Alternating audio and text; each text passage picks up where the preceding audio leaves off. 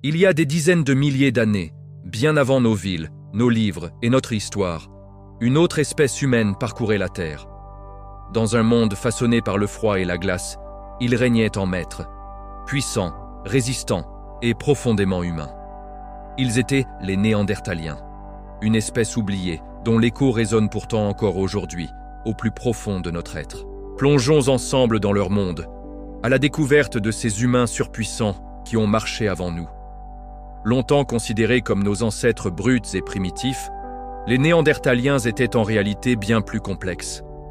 Imaginez une version de l'humanité adaptée à un environnement impitoyable. Plus petits que nous, mais beaucoup plus trapus et musclés, leur corps était une véritable forteresse biologique. Leur cage thoracique, large et en forme de cloche, abritait des poumons immenses, capables de capter le peu d'oxygène de l'air glacial et d'alimenter une musculature hors norme. Leurs os, plus denses et plus épais que les nôtres, témoignaient d'une vie d'effort physique intense. En regardant leurs fossiles, on ne voit pas des êtres inférieurs, mais des survivants nés, des maîtres de l'ère glaciaire. Chaque ossement raconte l'histoire d'une adaptation parfaite, une réponse de l'évolution à un monde où seule la force et l'endurance permettèrent de voir le jour suivant. Ils n'étaient pas une ébauche de l'humanité, ils étaient une autre humanité. La puissance des Néandertaliens n'était pas un mythe, c'était une nécessité quotidienne. Pour eux, soulever des roches lourdes pour construire un abri ou dépecer la carcasse d'un bison n'était pas un exploit, mais une routine. Leurs membres, courts et robustes, leur offraient un effet de levier exceptionnel, leur permettant de développer une force que nous peinons à imaginer. Leurs mains, larges et puissantes, étaient capables de tailler la pierre avec une précision redoutable, mais aussi de tenir une lance avec une poigne de fer. Ces lances n'étaient pas de simples projectiles. Elles étaient utilisées au corps à corps, dans des chasses audacieuses où l'homme affrontait directement des géants comme le mammouth laineux ou le rhinocéros à poils longs. Chaque chasse était un duel mortel, une démonstration de courage et de force brute. Leur physique n'était pas seulement une question de survie, c'était l'arme qui leur a permis de dominer leur environnement pendant plus de 300 000 ans. Mais réduire les Néandertaliens à leur seule force physique serait une grave erreur. Derrière ces muscles se cachait un esprit complexe et une culture riche. Ils vivaient en petits groupes soudés, unis par des liens familiaux forts. Dans la chaleur protectrice de leur grotte, autour du feu qu'ils maîtrisaient parfaitement, ils partageaient bien plus que de la nourriture.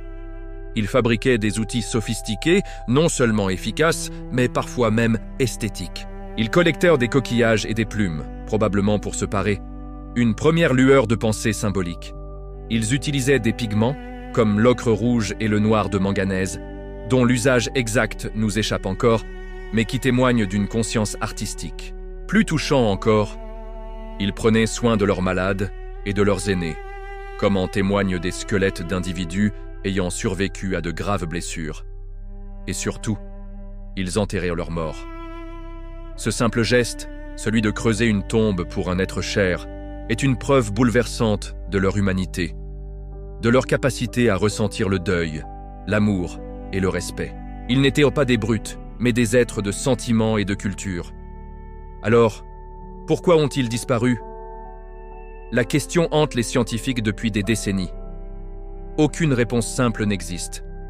Leur fin fut probablement le résultat d'une tempête parfaite. Le climat, toujours changeant, devint plus instable, bouleversant les écosystèmes et raréfiant le gros gibier dont ils dépendaient. Leur population, déjà peu nombreuse et dispersée, ont commencé à décliner. C'est à ce moment critique qu'un nouvel acteur est entré en scène. Homo sapiens. Nous.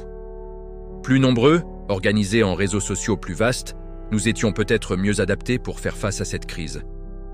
La rencontre entre nos deux espèces n'a sans doute pas été une guerre, mais une compétition silencieuse pour les mêmes ressources, les mêmes territoires.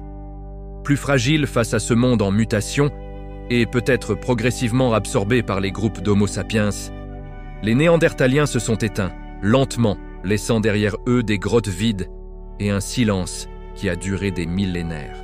Pourtant, ils ne sont pas totalement partis. Leur histoire ne s'est pas achevée il y a 40 000 ans. Aujourd'hui, la science nous offre une révélation incroyable. En analysant notre propre code génétique, nous avons découvert une partie de leur héritage caché en nous. Chaque personne d'origine non africaine porte en elle entre 1 et 3% d'ADN néandertalien. Ces fragments de gènes ne sont pas silencieux. Ils influencent notre système immunitaire, la couleur de notre peau, notre réaction au soleil et même notre vulnérabilité à certaines maladies. Chaque fois que nous combattons une infection ou que nous nous adaptons à un nouvel environnement, une infime partie de la résistance et de la résilience des Néandertaliens s'exprime en nous. Ils ne sont pas juste une espèce disparue dans les livres d'histoire. Ils sont une part de notre identité, une voix lointaine qui murmure dans notre sang. Les Néandertaliens ne sont pas vraiment morts. Une part d'eux vit encore, à travers nous. Merci de nous avoir suivis dans ce voyage. Si vous avez aimé cette vidéo, n'oubliez pas de vous abonner pour ne rien manquer de nos prochaines explorations du passé.